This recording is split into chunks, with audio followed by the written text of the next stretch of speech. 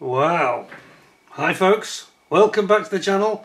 Thank you very much for joining me. You are always most welcome. Well, that's it. I don't think I need to say any more. I think my work here is done. I can go home, I can reach out and have a nice glass of Grand Cru Saint-Emilion. Cheers and Merry Christmas. A bit late for that now, but Happy New Year to you all. I think that's it. Thank you for joining me. No, I've got to do the whole review of the kit.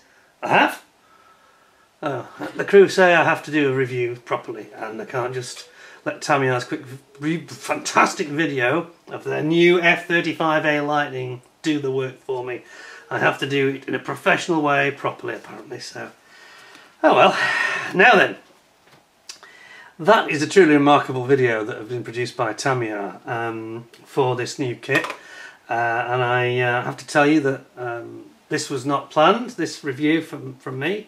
I'm not the greatest fan of the F-35 as an aircraft, although that's partly due to maybe not knowing that much about it really. Now that they have though arrived in the UK, they're now stationed at Lakenheath, having replaced the F-15C, the fighter version of the Eagle. They've now all gone. We have now the F-15E Strike Eagles that continue, the ground attack aircraft, and they are supported now by these airplanes.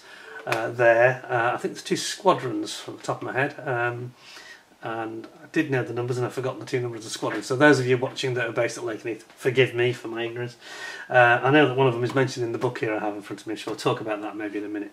But something that strikes you when you see that video before we get into the kit is just the remarkable when they say on the front of the kit it says cement is not included. Well, frankly, having just seen what you've seen, you question whether you need any cement at all, because clearly what we're about to see, whether you love the aircraft or you don't, I think this is something worth seeing just from a technical perspective in terms of engineering from a manufacturer, research and development, because I think that video is one of the most amazing short videos I think I've ever seen, and without a doubt tells us before we even open this box that we have got in front of us a quantum leap in model manufacturing technology. We had it once from them before, I feel. The biggest one I think was the Tamiya Spitfire 132, the Mark 9C in 2009, which had all sorts of things like magnets, and it had these very ultra thin moulded panels for the cowls on the engine. It had a stand, it had an undercarriage you could either leave in situ or you could have down or up, and you could change that because it had screws holding them in. All sorts of brilliant ideas. I think here we have the same thing again, and you can quite clearly see that the fit of this aircraft model is astonishing, and the glue, you can certainly, it's difficult for people like me I think who like to plaster a good bit of glue in. I always feel that it needs a good secure bond. Well, the truth is, if it's engineered really finely, the glue is really just there as the final sealant of the 2 surfaces, and you'll see I think with this kit that when you put it together, the glue is really just to stop it from falling apart if it gets touched or knocked or picked up or whatever, because it doesn't actually need the glue to actually, you know, mate together at all. But of course, anybody would really want to do that. But clearly, if you're going to take this kit to model shows or travelling for some reason, you can not glue some of the parts like the tails, etc. But we'll get into that properly in a minute. First of all, I'm just going to say, I mentioned I'm having a nice drink of Saint-Emilion, so very Happy New Year again to you. Hope you've all been having a great Christmas time. It's got quite a bite to it actually. I'm going to show you this one. Somebody said to me the other day, is this a drinking channel or a modelling channel? It's a modelling channel. I'm probably going to be giving this stuff up for New Year, that's why I'm having a last hurrah. Anyway, have a look at this one. This is something a bit more sophisticated for you. I think it actually came via Sainsbury's, this particular one, but it's quite an expensive one, I have to say. I think this is up in the £16–17 bracket, so yeah, not the cheap stuff. So, we all know what that means. It means I must not drink too much of it, and I certainly must not spill any of it, otherwise I'll be in a lot of trouble. So I'll put that out of the way and we'll get down to the model. Now, I better come clean here. I didn't go out and buy this model. This was one of my Christmas Day gifts from a relative, and very grateful I am too. As I said, I'm not really the aircraft's greatest fan, but to be honest, I just have a very strong feeling that's going to change with this kit, because you can tell that this is going to be one of those, another one of those kits, a bit like they did with the Mark I Lightning. They've had several variants Tamiya produced, and the Spitfire and the Mustang and the Mosquito, which sadly I haven't built yet because of lack of room, because it's quite a big one. Every one of them, Corsair's another one, they are a pleasure to work on. You start building these, and in life there's a simple pleasure of things when they actually work really, really well, and you anticipate problems, and you know you've come off the back of difficult kits, as I have done. I've had that the Le Mans Porsche. I've got the Sea Harrier from Kinetic, which has got, yeah, it's got one or two, not terribly serious, but still got one or two issues. And you look at this and you think, I know when I open this box there's not going to be any of those at all. But anyway, I was also very kindly given this book to go with the gift, with the kit.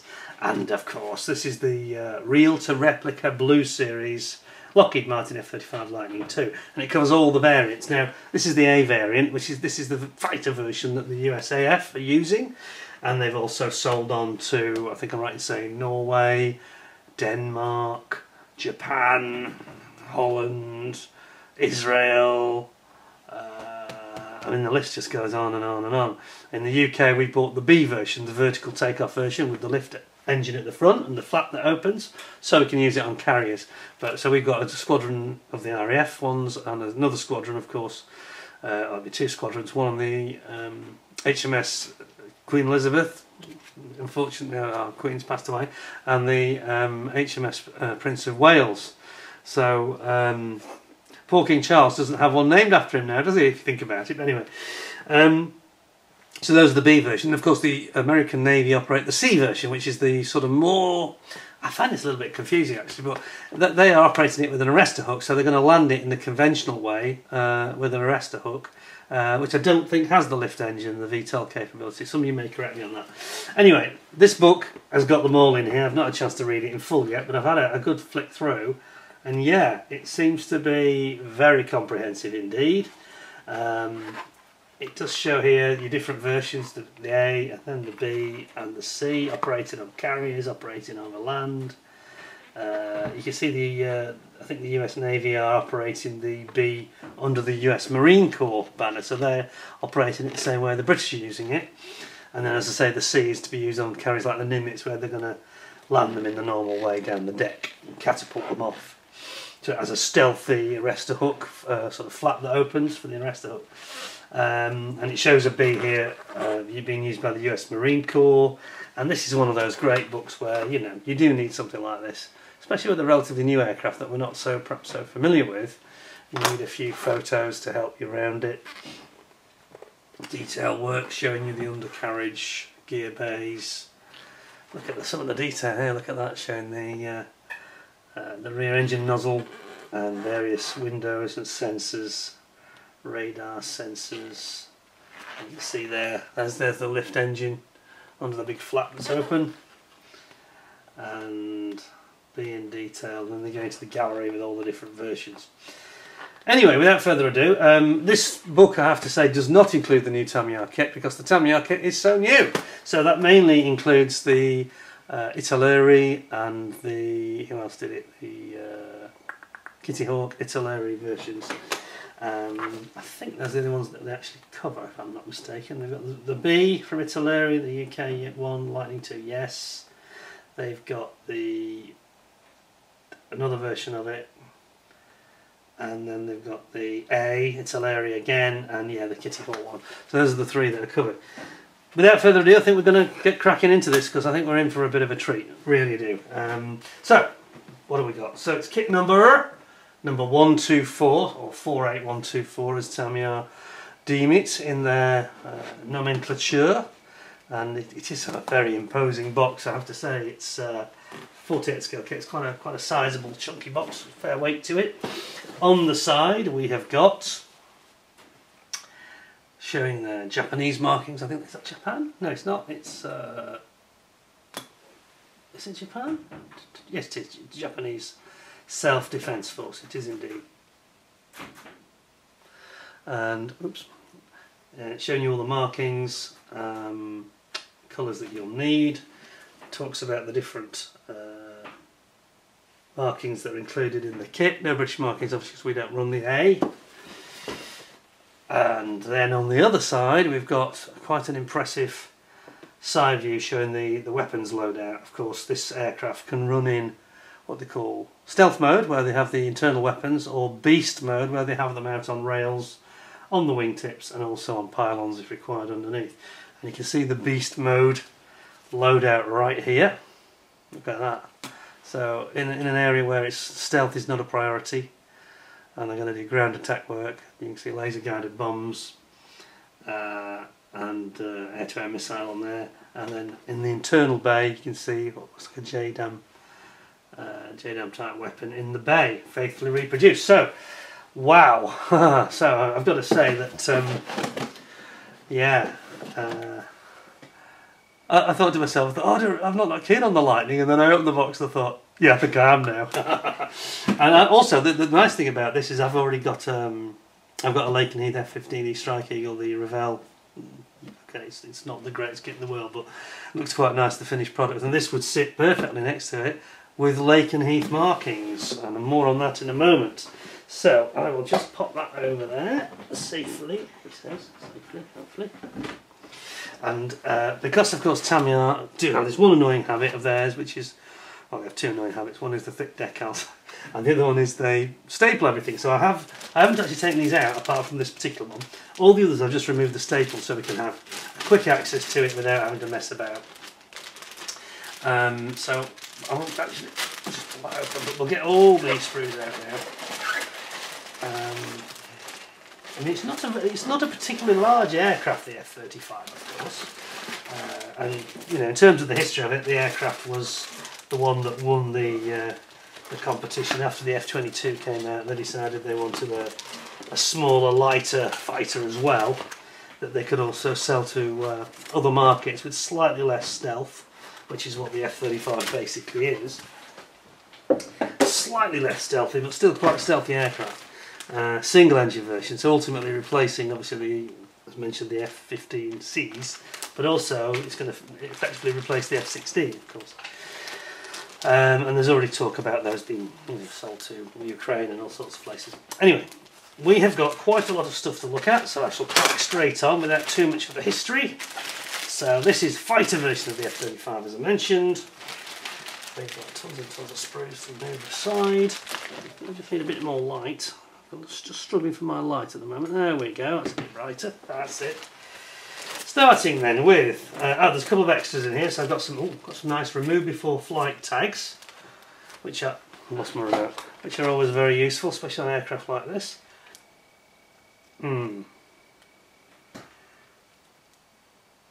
If you haven't got any of these, I really recommend them, because I did use some in the past on my F-15 and it just looks their business. There's two types, there's the black printed on red or white on red, and you get both variants there in the pack. So that's really nice, so thank you very much for that. And then another bonus gift, as if I hadn't done enough already.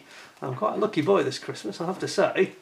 F-35A international marking. So here we have an option for Israel or the Israeli or the Lakenheath markings, LN here at the back. That's got to be good, hasn't it? So we can do a Lakenheath UK based aircraft, which adds interest, of course. And then we've also got, what is that? Oh, it's Norway, I think, isn't it? Norway? Yeah, Norwegian version as well. Let's have a quick look at these, just out of interest. So this is from Caracal models, and they're actually printed by Cartograph, so you know they're going to be decent. They're bound to be really nice actual decals. So, just pull that out of there gently. And it's quite a nice fancy little pamphlet it comes with. Oh yes, and it actually gives you proper write-up. So yes, we've got the Royal Norwegian Air Force, as I suspected. Let's see if we can back a tab for this. Royal Norwegian Air Force. Nice markings, aren't they? Then you've got the Israeli Defence Force. Then you've got the Danish Air Force, Japan Defence Force. Oh, there's quite a lot actually. Australian Defence Force, and that's also Israel here. On the page we've got the Black Widows at Hill Air Force Base, Fighting Falcons at Ellison Air Force Base, and the Yellow Scorpions at Vermont A&G, and then you've finally got the RAF Lakenheath one here. And then it just tells you about common stencils that are included on the kit as well, and which one is basically, which option is kind of which wings wise. What a nice guide that is. I quite like that. That seems very quick and easy to understand, which they're not always. So here's your stencils that are included in the extras. So you need to get yourself some of those, I think. It looks really nice. Cartograph, premium quality, and then just a quick look at these extra decals. Look at that. So it says it's Caracal, but they're actually printed by Cartograph. Typically, there's virtually no carrier film on them, as you can probably tell. Look at that, minimal carrier film. Yeah, your Lakenheath markings and your Norwegian ones. Absolutely gorgeous. Right, very impressed with those. That's the first time I actually looked at them properly, if I'm honest, because I didn't really have time on Christmas Day. It's always difficult when you've got a kit. I bet I'm like everybody else really in this respect. Somebody hands you a nice kit and you just, as a modeller, you just, that's it, you're gone, aren't you? It's just like, oh, look at the kit. And I've done that in the past and got into trouble where there's a pile of other things to open, and people who've given, other people giving you gifts sort of look a little bit annoyed or impatient because all you're doing is looking at the kit. Anyway, that's that one, so that's another extra worth considering. Then in the kit itself, we have got, we've got some more staples I haven't spotted. Sorry about this, I thought I got them all. I thought this was a self-sealing one. Did we stop the staples, I've got to say. It's the only thing that I think Tamiya are a bit cheapskate on. A nice resealable bag would be much nicer. And be quicker, and you wouldn't have to sit there waiting for me to do this. Anyway, I think it's going to be worthwhile. Let's pull out these. Wow, so here we've got the ram tape. Now, something interesting that we'll get to in a bit more detail shortly, but several people have seen this kit and made comments about the ram tape on the aircraft is more subtle than Tamiya seemed to show in a lot of the shots, promo shots. And as you can see, they do it here with a decal as well on top of the actual moulding. So there is a contour in the moulding, and then you put this on the top. Now, some of the photos, I must admit, that came out, I saw this and I thought, I'm no expert on the F-35 or the F-22, I have to be honest, but I looked at it and I thought, oh, it does look a bit OTT. I can't imagine. It was kind of a shadow, you know, almost like a cliff edge to the edge of this ram tape. And I thought, surely it's not like that, I'm not sure about that. However, having just looked at one part, I've only had the top piece out, which we'll get to in a second. And I have to tell you that it looks a lot more subtle in real life. Whether they actually changed it, whether that was a pre-production test shot, I don't know. But I would say to you, don't be too put off by it, because certainly the impression I've got looking at it is it's not as extreme as it looked in those photos I saw. So I think they're going to be okay. So that's your first decal sheet. Then we have got, they've even got to put a side staple in. That's what that's all about. Don't think we need that, do we? Let's have a look what else we have. And there's more. Obviously the decals on a stealth aircraft are going to be very stealthy by nature, and here we've got some more examples of it with various sort of ram tape. For those of you that don't know, and that included me until recently, ram, as in ram tape, is radar absorbent material, part of the stealth design. So it's another coating, if you like, and specific areas of the aircraft where there are joins and panel lines, and they put this extra absorbent material so that it doesn't give away its shape or any radar signature. And it's not 100% stealthy of this aircraft. I mean, obviously if it opens its bomb bay doors, they become less stealthy at that moment and are visible, and then they shut them and then they become fairly stealthy again, but there we go. But let's have a look at these then. Now then, there's some beautiful decals here, beautiful decals. And I have to say to you, they don't seem the usual ultra thick Tamiya decals. These feel quite subtle, not thick. feel the, you know, you can just about feel them. Whereas normally on Tamiya it's like, you know, it's like steps when you run your finger along them. So these seem to be improved, I have to be fair. And remember, this is the very latest kit from Tamiya. It's just literally arrived in the UK anyway. I know we don't tend to get them first, but yeah, its arrival has been literally within the last couple of weeks. So that goes on there. Then we've got some nice masking set for you, and a very interesting canopy masking. We'll talk about that later. And then there's a few, some more of the darned staples. To manoeuvre those out. Apologies, I say that'll be the last of the staples because I think we've got rid of all these. They're just such a nuisance to get off. And it frightened me to death when I saw it on the sprue that had the canopies on it. That's the last thing you need. A staple anywhere near clear parts is absolutely deadly. So, oh, what we've got here then, we've got some additional third sheet of decals, including all the instruments, as you can see. Now those do look nice, don't they? Some really comprehensive, it's like a full display screen there. Oh, that's very impressive. And then we've got various other little vents and stencils that go on and around the aircraft. Very nice decal sheet there. And then a little bit more. There's quite a bit of decals in this model. So it really is. There's even more. Okay, we've got some more ram tape decals here. Does it actually say? It says, please use these decals for 30 and 141. So it looks like there's actually been a correction. And this is an additional decal they've produced for that.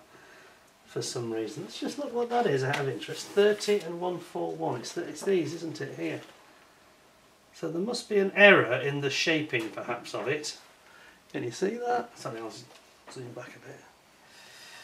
So it's 30 and 141, 30,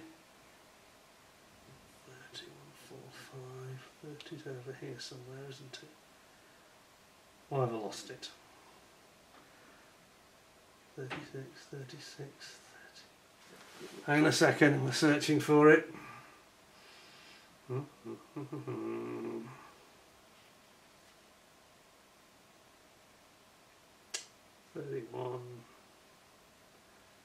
38, 130. Oh, sorry, 130. So it's very finely printed. So it's these two. It's this decal here. That replaces it. It has a little bit of a tab on the side. They must have missed it off. It's that little tab piece. Can you see there, just in the finger? That was obviously missed off on this first sheet. Interesting. Wow. This is what I like about Tamiya, though. You know, they make a mistake and they put their hands up and say, we made a mistake. Here's what to do about it. Here's the correct piece you need, or here's the correct decal. No mucking about. None of this, you know, you get halfway through the build and find that half it's wrong, like we've had so many times with others. No names, you know, Eduardo, one or two others. But yeah, Tamiya make a mistake, they recognise it and they try and correct it straight away. They don't muck about at all. So many decals here, I'm losing track of what I've got. That goes under there, I think. If we can try and get that back in.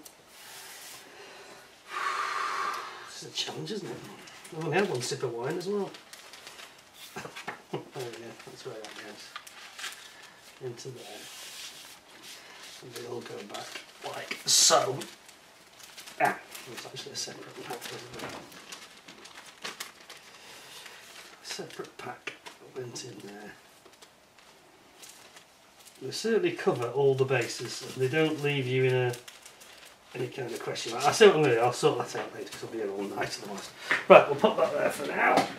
We're safe. Right, now, a huge pack of fun here, look at this lot. And again, this is why I talk about Tamiya and their presentation being the global standard, because they do everything right. As you've just seen, they made a mistake, they've quickly corrected it, no messing about, told you what to do, and supplied the replacement. You don't get that with a lot of other manufacturers, especially from the Far East. And this is what you definitely don't get from them. You don't get background information. Look at this. What a beautiful thing. I mean, I know it's in black and white, but hey, I can live with that, I don't know about you. And they're going to give you the full history of the aircraft here. First of all, obviously it's in Japanese, so you turn onto the inside page for the UK English American version. Here we go. Full history of the concept and its development. Pictures of the early variants, helmet mounted display, HMD. Then we've got a full schematic showing you all the information about the aircraft, performance details, what its dimensions are, the ram absorbent coating, explaining the different targeting systems, radar, you name it, all the interesting features of the aircraft are there. Then we get the loadout ordnance patterns, air-to-air mode, beast mode, where it's completely laden with weapons, so it can carry a fair old amount. But it obviously doesn't have multiple pylons or multiple weapons per pylon. It has one per pylon. I think that's probably for aerodynamic reasons because it's got quite a small wing. And then it tells you about the concept and explains the differences between the B and the C, and it's all there. It's all there. Zoom in a bit more so you can have a little closer look at this because I think it's worthwhile. So there we are. Fantastic data. Showing you the different modes, stealth mode, air-to-air mode. The thing is with the air-to-air mode, I think what they do is they actually use the weapons and then if they need to they jettison the actual pylon at the end so that it becomes stealth mode again. Obviously you can't do that with beast mode, I don't think they would do that anyway. And there we go, underside fairings, which has the targeting, laser guidance system, etc. Beautiful, isn't it? It's really quite something, and I just cannot understand. You know, all manufacturers don't have to be the same. I'm not suggesting that for a moment, but you know, Airfix do this a little bit, but the Far Eastern manufacturers just don't do it at all. You just get a kit and then some diagrams of how to put it together. Now that for me is not good enough. People say Tamiya are expensive. Are they? I don't think they are. I think they're very sensibly priced for what they actually do. The level of research that you get in a kit like this is just superb. We've got a couple of metal rods here. I think they might be control rods actually, by the look of them. But we will now have a look at call-outs. Now there's a lot of these, I've got to tell you. First of all, we've got the main one. I'll zoom back for this. It's quite big. F-35A, and you get this ram coating diagram showing the early version. See that? See a little bit more. There we are. So you've got this early version explaining exactly what it should look like. Tells you about how to attach certain parts in relation to the ram coating. Also gives you a bit of a colour guide, shows you all the stencil data as well. We've got colour details about, obviously there's some variation in the colours here, in the different greys. It's brilliant though, it's such a beautiful thing, and this is all in colour, absolutely phenomenal. Gorgeous. And on the other side we have got the late version, which has got the overcoat where the ram tape is less evident. So if you're like me and you're a bit lazy and idle, you can actually go for this version and do a lot less work. I don't know though. I don't know whether that would rob it of the some of the character of it. I don't know. I mean, at the end of the day, I'm probably going to do a Lakenheath aircraft anyway, so I'll just follow whatever they do, frankly. But I think theirs is the late version because they've only recently arrived. So I suspect that's what we're going to be going with. So I think you'd have the, I think it's that version that would be the Lakenheath variant. Isn't that nice though? It's all there. It explains what's on the, you know, the inside stabiliser, surface detail. Absolutely lovely. Now why can't others do something like that? Come on. And then if that's not enough, good enough, there's more. There's a lot more. So what we got, they do your separate one in black and white, showing the markings and decals for each variant for all the different countries. So here we've got the Japanese Air Defence Force. On the other side, we've got the Royal Norwegian Air Force. Absolutely incredible. Then, second one, the Royal Australian Air Force. Of course, Australia got them too. I forgot they got them down under. Yes, of course. Wow. Yep. Williamtown, December the 1st, 2018. So that's pretty much up to date, isn't it? On the other side, We've got the Royal Netherlands, the Dutch Air Force. They too have got them. Look at that. Perhaps not so photogenic on the camera with it being in black and white, but it's very effective. And these are all done in actual 1:1 48 scale diagrams, so that's very helpful as well. So the sizing is exactly what you'd expect. This is the Italian Air Force, Amendola Air Base 2021, so that's almost right up to date, isn't it? And on the other side we have got the Israeli Air Force at Nevatim Air Force Base, August 2020. Just incredible the number of variants they're giving you. Sadly, every variant apart from Lakening, so we had to have that extra. So. And then we've got the South Korean Republic of Korea Air Force, 007, that's good. And then on the other side, sorry, where was that? That was at Changju. And then we've got the Fort Worth plant, the Lockheed Martin. This is obviously it's the Royal Danish Air Force, and this is actually one that's been at the plant when they were doing the research, so they decided to add that variant as well. But even though it's probably not left to go off to Denmark. But there we go. So that's a lot of variants, isn't it? Incredible! I love it already, and I haven't even seen the plastic yet. As I say, I'm not the greatest enthusiast for the F-35, but I think this is exactly what it needed. It needed a manufacturer to come in and do a most beautiful rendition of it. And I think a lot of people like me, and I've heard others talk about this at some length in a very similar way, saying, "Oh, not sure about the F-35, whether I like it or not, you know, stealth, they're a bit boring, And I felt like that, but do you know what? This is really firing my enthusiasm. Not only because it was a gift, I'm not just saying this. As soon as I opened it, I thought, because I did think about buying it, and then I sort of thought, no, I'm not sure, you know. And then it's a really, really good choice of a gift for me, I've got to say. So thank you to the person who gave this to me. I think that we'd have a winner in our hands. It's going to end up in the cabinet ultimately. Not sure when, but I think it's going to end up sitting next to that F-15 in the not too distant future. Get back in the frame, that would really help. Okay, now then, instructions, destructions. Let's have a look at those, because I think this is going to be something pretty impressive as well, because so far it's been nothing but remarkable. There's just a pleasure in life about touching things and handling things. It's like a nice watch or a nice car or a nice piece of jewellery or something that's been really crafted properly. And I'll talk about this more. There's a video I've done for the end of the year show where I'm going to actually do a kit of the year. I'm going to name the top 5 basically kits. And I'm warning you now that the Airfix 24 scale Spitfire is not in that top 5, and it's not that that is a bad kit. I don't want to start going on about that, but I'm going off at a tangent slightly. But it's not that that's a bad kit. It's just that there's nothing about it that was exceptional or really new. Yes, if you compare it to their old kits, it was a step forward, I suppose. That's certainly true, and it was very nicely done. Don't get me wrong, but there were things on it that were just looked like a scaled up 72nd scale kit, and that really didn't impress me, I'm afraid. Here in my hands, in front of us, we've got something that has got quantum leaps in various areas. You know it has, before we even started. Let's get into it. I just thought I'd say that. So those of you that are hoping this 24 scale Spitfire is my choice, no. It doesn't even make it to the top 5, I'm afraid. It's probably 6th in truth, if I was to give you a top 10. Where will this come? Well, let's have a look. Let's see. We'll find out later. Now then. Nice instructions. I do find it odd that Tamiya go for this very sort of tall, narrow system now. There used to be an A4 sheet, but now they've gone for this it's a bit like a foolscap sort of sheet. Very odd. And we have the correction sheet. And without further ado, do they show a...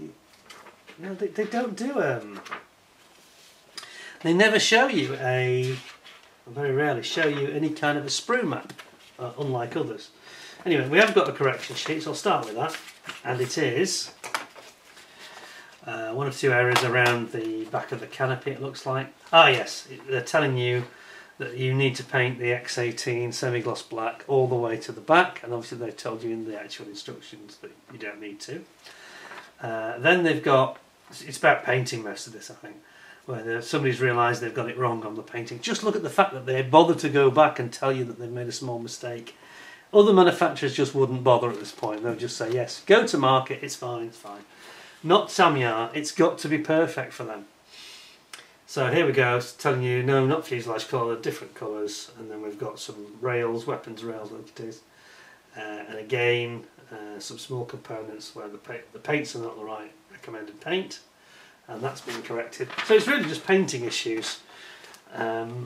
It's really, really kind of attention to detail, OCD if you like, looking at that kind of depth. But let's have a look at the proper instructions and get cracking, otherwise we'll be here for hours. And I'm well aware this is going to be a long one anyway. Okay, so starts off with, a bit closer, it's not the biggest instruction book, is it? Starts off with telling you that the fuselage is going to need a few holes, and then we get cracking into starting the assembly. And you can see there, this is where the correction was that we just spoke about, where they are saying they've made a mistake and that this whole area right to the top must be painted black.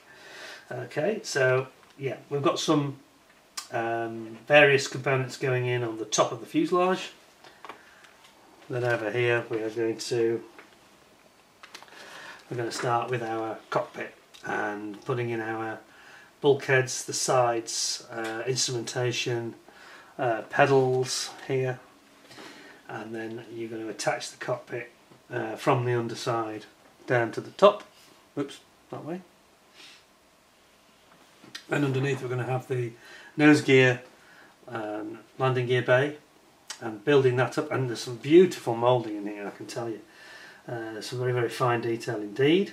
Bringing in the leg, the nose gear leg itself, which looks as though it actually pivots. This is interesting. It looks to me like this is going to be able to be pivoted, so you can actually move them in and out. There might be motion, some motion about it. And then we've got this very strange sort of stalky, sharp nose that the F-35 has, and you're actually building in this bay, and it's going in. Sorry, this is the top or the bottom? Yeah, sorry, it's the bottom. The lower landing gear bay, so this is the bottom of the nose, and you're putting that in place there. Quite a lot of painting to be done, very fine painting around some of these where the stealth doors are.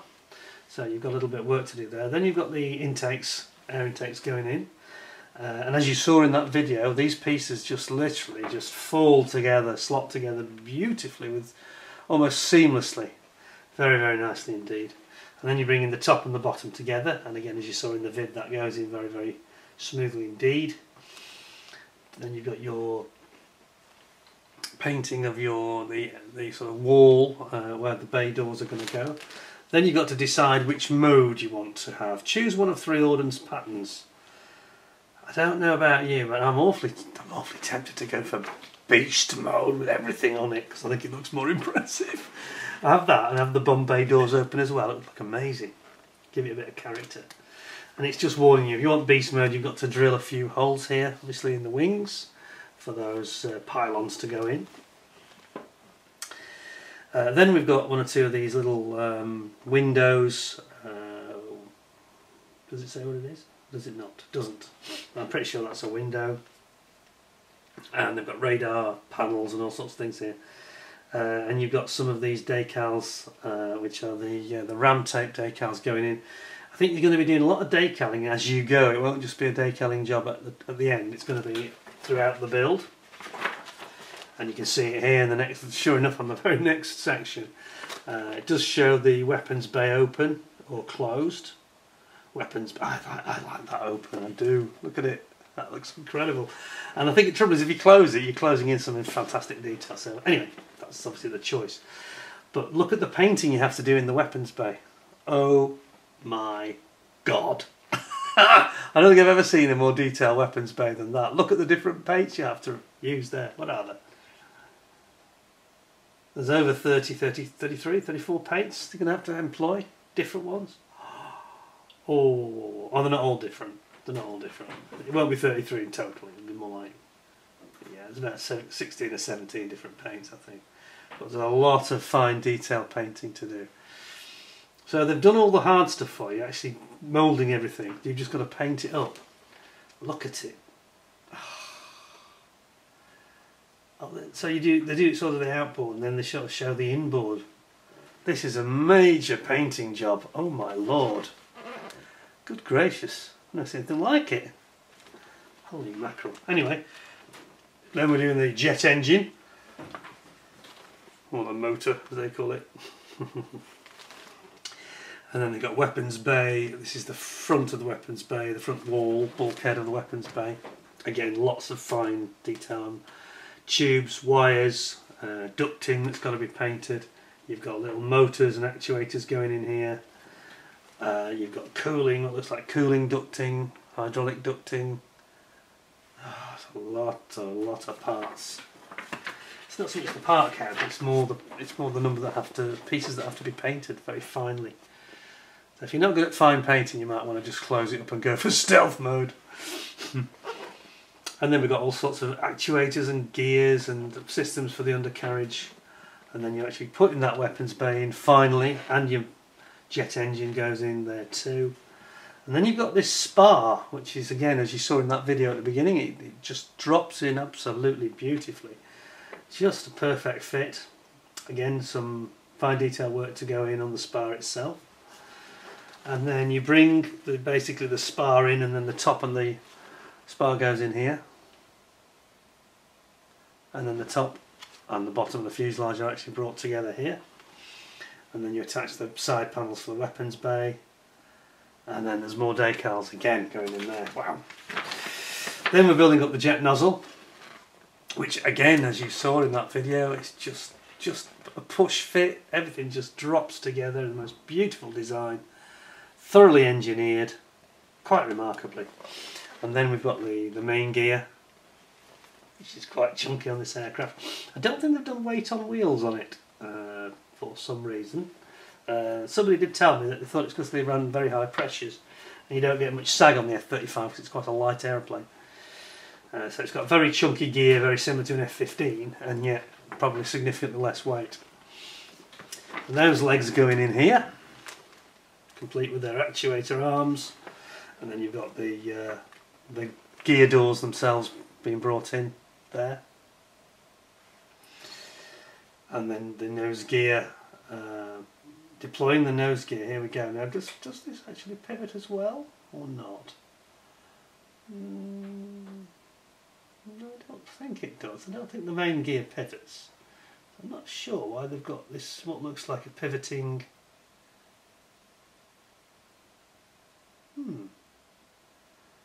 What do they mean by that? Cut is shown to deploy the gear. So no, it doesn't go in and out as such. It isn't movable, but they give you the option at this late stage to deploy it. Either have it retracted or actually deploy it out. And you snip the little piece at the back. And that makes the decision finally for you. And then we've got landing gear doors for the nose gear. That's going in there, complete with the wheel going on and the actuator arm. The EOTS sensor, which I must confess I don't know what that means. That's one thing I've never quite read yet.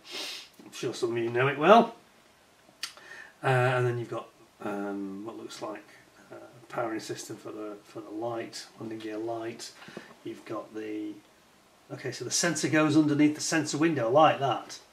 That's been well done, hasn't it? Look at the detail they've gone to here. So you build the sensor and then it goes in underneath the window. That's fantastic. And of course the window is one of these classic Tamiya like the F4 Phantom, where the window is all this panel is glass. All the panel is clear part, and you probably mask off to actually make that a window later.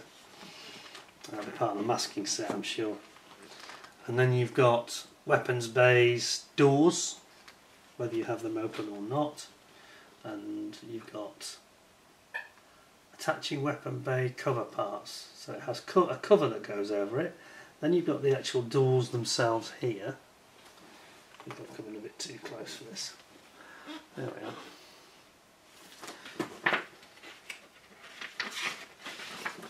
It's a big build. It is a big build. And then you've got the central weapons bay cover part. So it has these different covers that come over it and actually sort of protect the weapons, I guess. and you've got the actual mounting point or internal pylon, if you will, for the weapons that are going in here. Then the weapons themselves, and as I said earlier, it's a JDAM, the big one. GBU-31, really big JDAM, it's a bunker busting bomb. And then you've got the AIM, AMRAAM, so that's an anti-radar missile. And then all this ordnance goes in here. And then you get your outer bay cover doors there. It's amazing, all this work just to do the weapons bay only. And then you've got your right side, again you're doing the weapons bay door cover. And then finally there's like an internal cover that goes over the weapon. And then you've got the external, the doors are different obviously because they seem to split, they have an internal and external split to the door. So obviously when you do it closed, as here, it's only one piece. And the internal and the inboard and outboard door cover is all one piece. Then we're on to the flaprons, and this is an interesting point because I understand on this kit you have a choice here where you can have them up or down, and they don't make you choose. You can actually have both, so you can just make up both sets whether you have them flush or you have them down, and then you get bored, you can just interchange them by not gluing them. You just interchange them and they're a beautiful push fit, as you can see here. You saw it in the video, they just push in effortlessly. So the key there is to make both sets up and don't glue it up. And you can, not have to choose. You can have them either in the fixed straight position or you can have them down and just change them from time to time if you wish. Then we're on to the tail planes, which again, as you saw in the video, these were a beautiful push fit themselves. And you've also got the landing slats at the front of the wing here going on. You've got your missile launchers on the wingtips here. And you've got a Sidewinder 9X air-to-air missile here, which is going to go on the tips, air-to-air mode. And then you've got your pylons for your beast mode, for all your GBU paveway, that's the laser-guided bomb, of course. GBU-12, quite a mighty weapon in its own right. And then it shows you how they fit onto the pylon here. And you've got two different pylons, and outer, start again. You've got GBU-12, and they go on an inner or the central pylon, and your AMRAAMs go on the outer pylon, as you can say, lighter. And that shows the way it all loads out here. Then finally you've got vertical stabilisers coming on, which as you saw in the video, just click into place effortlessly, without glue if you wish. And then last but not least, we actually get to the ejector seat and the pilots right at the end of the build, which I noticed they've started doing this in Tamiya, haven't they? Building up what looks like quite a decent looking seat. It really does look decent, that. I don't think you're going to need an aftermarket for this, really. Which is good. It means you don't have to mess about with resin. And then finally we get to the pilot himself, and I think he's going to be quite a nice one in this kit. And it just drops in, the pilot finally just sits in as almost the last thing before you put his full instrumentation on top of him, over his feet there. And then you've got the attaching the ladder for the pilot's access ladder, and the little door that opens because it retracts. It's like a telescopic ladder that retracts, and then it closes under this stealth cover. And then all you have to do then is finish off by producing your open or closed cockpit canopy. Mask it off, include the masking set, and there's a frame. And the clever part of this is it has two canopies and two frames. So you build up both, and you can alternate them and have it open or closed by just swapping them. And they're such a perfect fit. No glue is needed, and you can basically change whether you have it open or closed from time to time, which is a brilliant idea and yet another innovation from Tamiya. And there we have it. Whew. Well, don't know about you, but I need a drink after that. What a brilliant instruction. Again, there's such clarity, and it says what things are. You're not left, you're Yes, there's an odd part where I didn't know what they were, what the sensor was, because I'm just a bit ignorant. But it told you it was what the sensor was, the one I couldn't remember. I've lost it now. Where's it gone? Yeah, the EOTS sensor. Something electronic optical something sensor, isn't it? But it still tells you what it is. Whereas, if, you know, in a Chinese kit, there'd just be no words there. You'd be like just thinking, don't know what that is, but that's part of the fun. You're learning about this aircraft as you go through, understanding what the parts are and what its capabilities are to a degree. It's a bit of an educational process, and it's all part of the fun, you know. We don't just want to sit there throwing plastic together like it's Lego, do we? I don't, anyway. I want to actually get some benefit, historical learning, and slight educational element to it, really. I don't think that's unreasonable for any of us to ask that, so there we go. Anyway, I say I really could do with a drink after that, forgive me. As I say, I'm not getting drunk, I'm having a nice glass or two of this beard. I used to have a beard, as you know. This is called Beard La Chapelle. Saint-Emilion Grand Cru. It's 4-year-old, nearly 5 actually.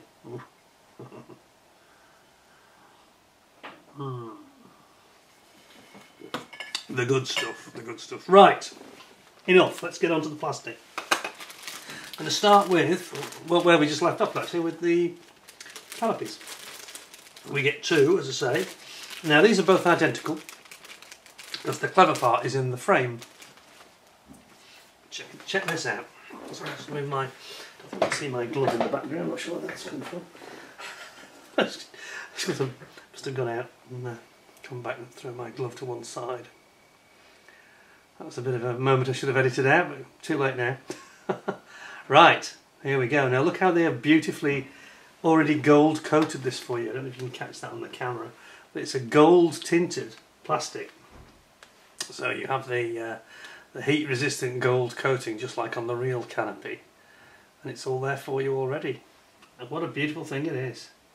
Now there is a tiny seam down the centre, but I'm not 100% sure if that isn't supposed to be there. It seems almost too fine to be a manufacturer's seam, interestingly, but that's just a thing of beauty. Look at that. Put that one away, just check if the other one is, if there's any discernible difference. I don't think there is, I think they are literally identical. Because as I say, yeah they are. The only differentiation, there's a mark on that. Oh, it's just a piece of dust. A little tiny bit of dust that was on it. Apart from that, it's exactly the same. So you've got this very chunky sort of frame around the outside. That is the front, complete with a little bit of stealthy saw-toothed joining where the actual canopy joins the bodywork of the nose. And again, got the gold tinted effect. Beautiful, beautiful thing. Gorgeous. Well, that's those 2. I'm going to put them to one side so they don't get any damage, slip out and get scratched. Then we have got the biggest thing of all. Come back for this. We've got the main top fuselage. Now this is going to be very interesting. So remember what I was saying?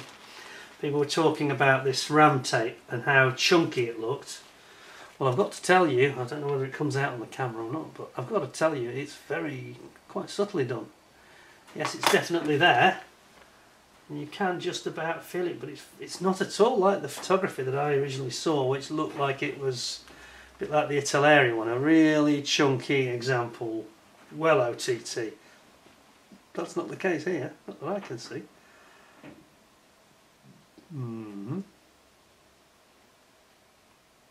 Yep, obviously you can see it, but you know, it's very fine, it's very subtle. Yeah, it's there all right. But I think that was a prototype. I think that they put out shots that were a test shot, because it just isn't like that. It's just not as extreme.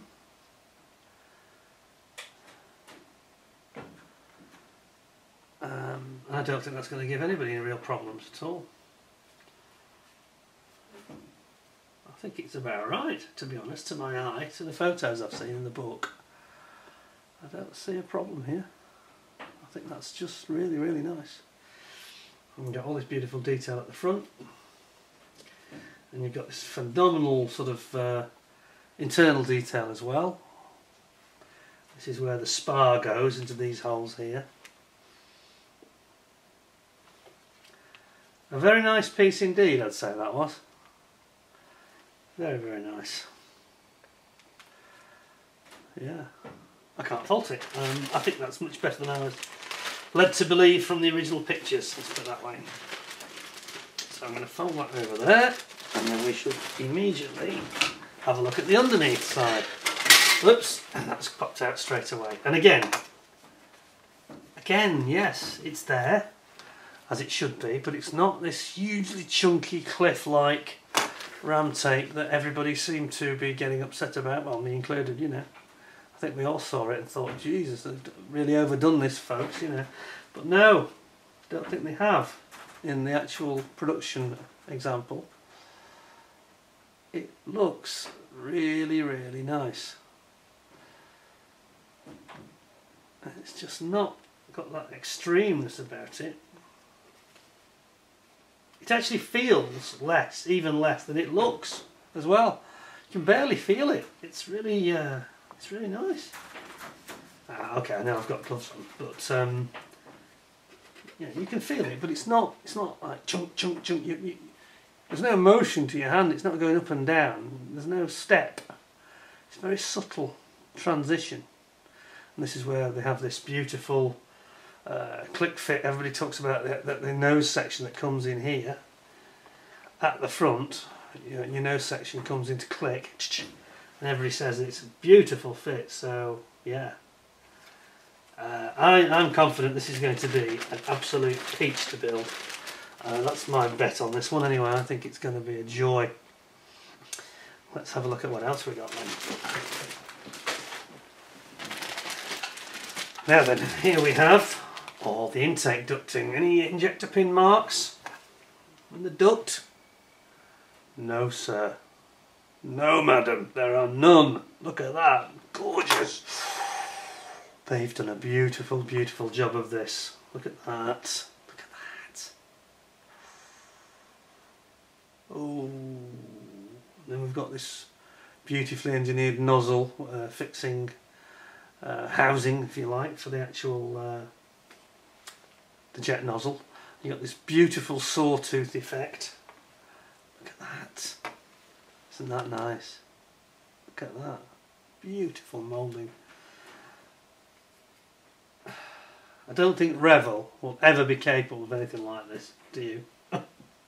And then I talked about the canopies. This is the two versions of the frame I mentioned. So this is the open frame. And over here we have the closed frame, which doesn't have the tab on it. So that's beautiful. Then you've got some of this the outer doors on the side of the weapons bay, and there's the other side one there. Absolutely gorgeous, really nice. You got your obviously your fan engine there, intake, and then the. Well, hang on, which is which? I've got this right way around because that's the other end, isn't it? That's yeah, that's the back end, I'm sure. Gorgeous, beautiful plastic, really, really nice. And you can also see how Tamiya have actually, I should have pointed this out, they've slide moulded. Look at the way you've got these bridges, as I call them, in the sprue. A bridge suddenly goes over it because they've actually slide moulded it in so that you can get in this fine detail. Can you see the detail on the back of the frame there? Yeah, that's really nicely done. That is a very, very gorgeous sprue indeed, I'd say. So, just makes it difficult to get it back in the bag with all these bridges on it, but anyway. Pop that back in there, so, and then we move on to something truly incredible, and that is the weapons bay. Now this is something that has got to be seen to be believed, frankly. So they're coming a bit closer, that's too close there. Look at the detail you've got here. Wires, you've got ducting, electrical wiring, you've got transformers, conduits, control units. Absolutely mind-blowing.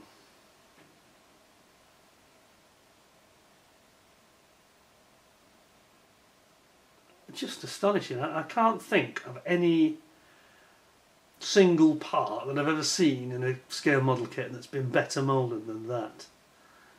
We have seen some good ones previously, but that is just spellbinding, quite frankly. I mean, just look at it.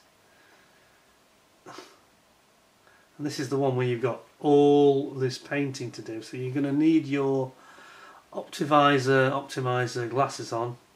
In my case, I'll probably have my most powerful like jewellery style glasses on as well, to try and get maximum magnification and clarity. And then you've got parts of the ejector seat, parts of the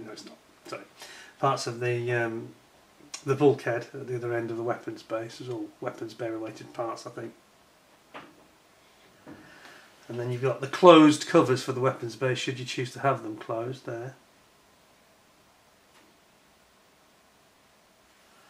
And then if you have them open, you have this split system where it splits down the middle. There's the other end, where my fingers are here, other end of the weapons bay. And here's that ducting, that additional ducting that you add into the bay here and here. Conduit ducting, etc. Pretty incredible, isn't it, actually? I mean, that is just amazing, I've got to say. You can't not be impressed by it. It's the level of research and detail that's gone into to actually produce that and get anywhere close to it must have been many, many months of work. It must have been. Then over here we've got the tail planes, vertical stabilisers, and they're like an outer and an inner, so you've got like an insert. So again, we can be assured there'll be no, I think these will do a really nice fit, and I think we'll end up with no visible line really there. I think it'll be almost seamless really. And we have our nose gear wheel, and then the main gear legs themselves and the main gear. One thing I'm noticing is that just very little in the way of seam lines or ejector pins or anything like that really. I'm wondering how Tamiya have done this. They've got ejector pins in obvious places, like on the back, the blank side where that's going to be covered, see them there? But other than that, they've really gone out of their way to avoid ejector pins on the parts. You can't see any ejector pins on these legs, for example, nothing at all, which is fantastic. And then we've got the various gear bay doors, etc. over here. And then you've got your nose gear bay, another beautifully moulded, very detailed example. And then you have your gear leg itself, the nose gear leg. That looks fantastic, all of it, really does. Another beautiful sprue. It's almost so good, you're almost underwhelmed because the cleverness here. Sorry, you've got some green screen, sorry about that. The cleverness in this kit isn't, I think it's almost hidden until you actually start to put it together, and that's when it really will become graphically evident to you, because it will just leap out and you start trying to assemble parts and they just fall together. Look at this. This is a bit of slide moulding if ever I saw it. Look at the way they've put it in its own sort of cradle, slide moulded cradle cage, like you get with people like Great Wall Hobby when they do weapons. So this is the lower nose with all of its attendant stealthy detail. We talked about the sensor, didn't we, which I think goes in there, and then it has a window over the top of it. Look at that. That's the door, the stealthy door for the extendable ladder. Look at that. Other side. Some more small bays and things.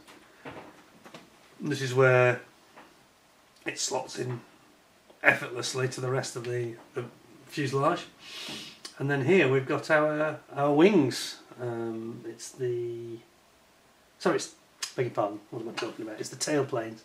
The horizontal stabilisers, and again they've gone for a similar design where they've got like an insert, an outer and an inner to avoid any joins at the end. At the thought of everything, it's so finely engineered, nothing has been left to chance, so it's going to go together seamlessly. But that's just gorgeous. I mean, look, this, it really is quite something. I find that absolutely remarkable. Beautiful piece again. Then we have got our clear parts.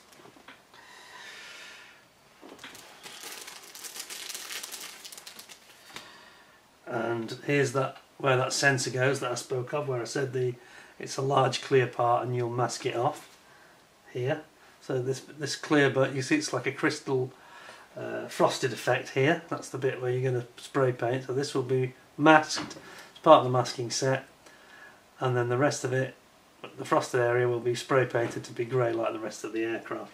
And then you've got these various little similar areas with windows, where there's a tiny window element. You've got them here, really small ones here. Same thing, frosted bit will get sprayed the body colour, and you'll have a mask on it. And then once you remove the mask, obviously you'll have a clear, beautiful, perfectly formed window. Isn't that nice? Amazing. So that's its own little small clear part sprue.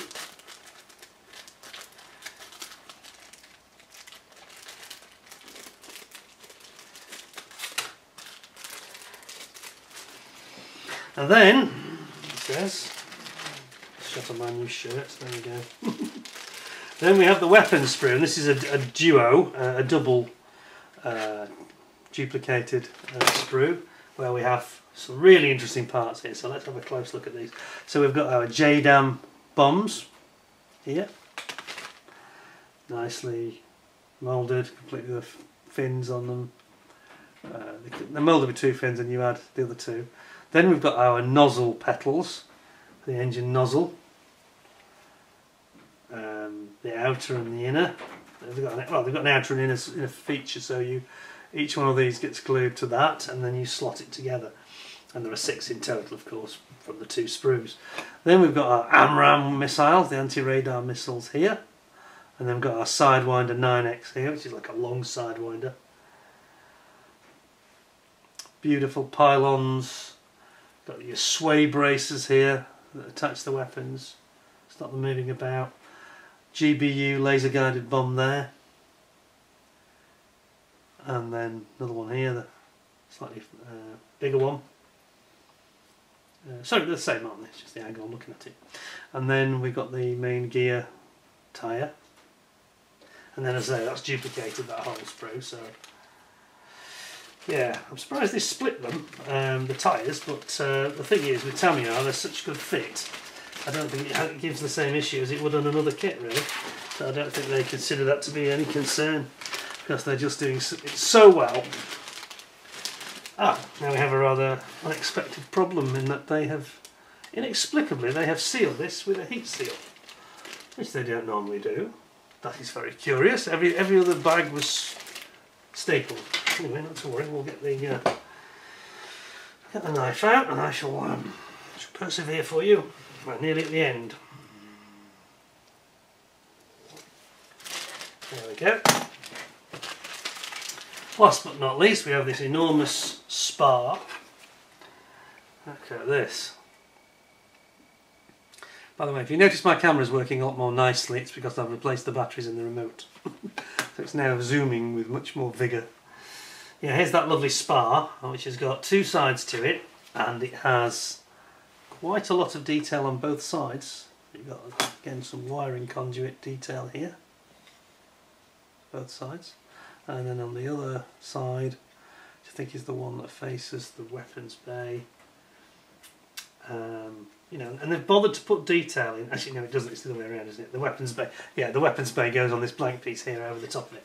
This is top facing, so you only see a fraction of it, and you only see, I think, I don't think you see any of it ultimately when it's closed up now, thinking about it. So this will all be not seen, but they've still gone to the trouble of sort of adding in some realistic sort of panelling and spar work. How remarkable. Then we have all these other details. So you've got things like your where the ladder goes, the extendable telescopic ladder. There it is. This is the door, obviously the outer and inner door for it. You've then got your basic cockpit tub here. Again, some finite, beautiful detail here. Nice detail on the inside of that, that door. You've got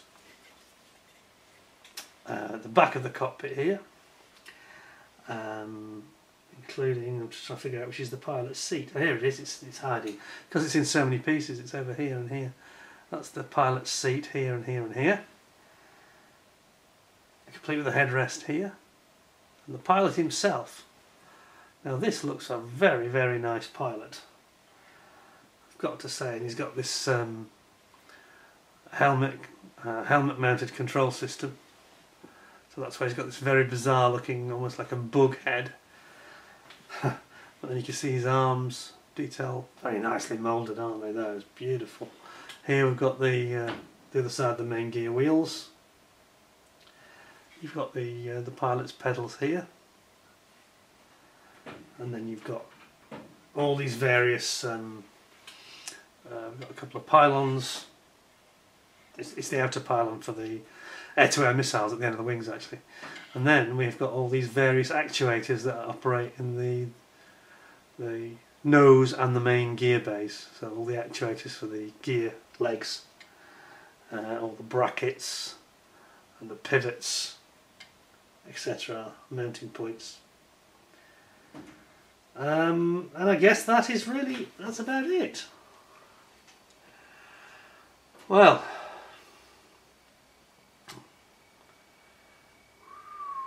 I feel pretty exhausted, to be honest, mentally and physically. I hope you're still with me. That is a spectacular model kit.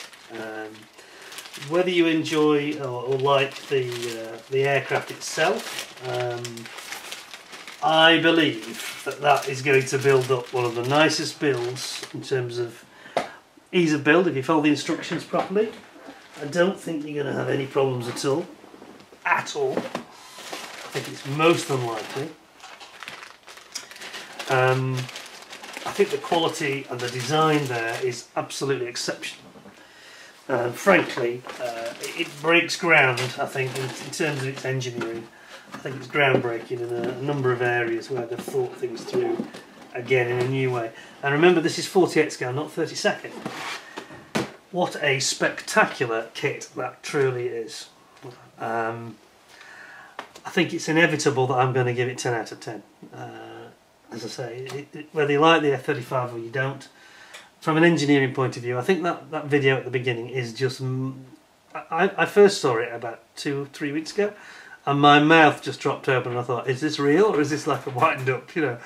Is it special effects or is it real? And the way that the parts go together in this beautiful, you know, positively engineered, nothing is left to chance. It's a piece of work of art, that. It's an engineering masterpiece. So it gets 10 out of 10 for me. That's the very last video kit review I've done this year, and it's brilliant to go out 2022 on such a great kit. And I'm not just saying that I was giving this as a gift on Christmas Day. That is not the reason it gets 10 out of 10. I can assure you, if you buy this, if you have any love for the aircraft, you're going to be in heaven, frankly, because I don't think any other kit of that, any other model kit of that aircraft is going to come even close, frankly, even close. And the issue that everybody was concerned about, I don't think exists. That's not that everybody was wrong, but I think that there was some... I think there's been some changes since those photographs, those early pictures and videos came out, showing it that the actual plastic is far more subtle on the ram tape areas. I think it looks absolutely fine. So, well done, Tamiya. I'll take my hat off to you. I think you've moved the game forward in a way that probably nobody else has done this year again. We've had some brilliant kits all year. I'll talk about that in my other video, but it's a 10 out of 10 from me. Absolutely no reservations whatsoever. Fantastic way to end the year. I hope you'll give me 10 out of 10 with a thumbs up, obviously, and by smashing that like button, saying that you enjoyed the vid. And it remains for me just to say, make sure you catch the end of the year show, because I have a feeling that's going to feature in there somewhere. And I think you'll find a few things quite interesting. I'll talk about YouTube statistics and things like that, and I've got a few thank yous as well for lots of people. In fact, I need to make a list for that. People have helped me throughout the year on YouTube by loaning kits, donating kits, and you know, donating information, sending me data and photographs and all sorts of things. So thank you to all my subscribers, and I wish you a very, very happy and successful 2023. If you haven't subscribed already, please do so. You'll find, I think, the channel quite interesting. It just remains for me to have a last little sip of this because I think I've earned it. This is the Grand Cru Saint-Emilion. Suddenly it tastes all the sweeter having had a good look at this. Something I'm definitely going to have in my cabinet in the future. Thank you very much to the person who gave me that, by the way. Thank you very much for watching. I hope you all stay healthy and well in 2023. And until next time, thank you very much for watching. All the best. Take care of yourselves. Bye for now.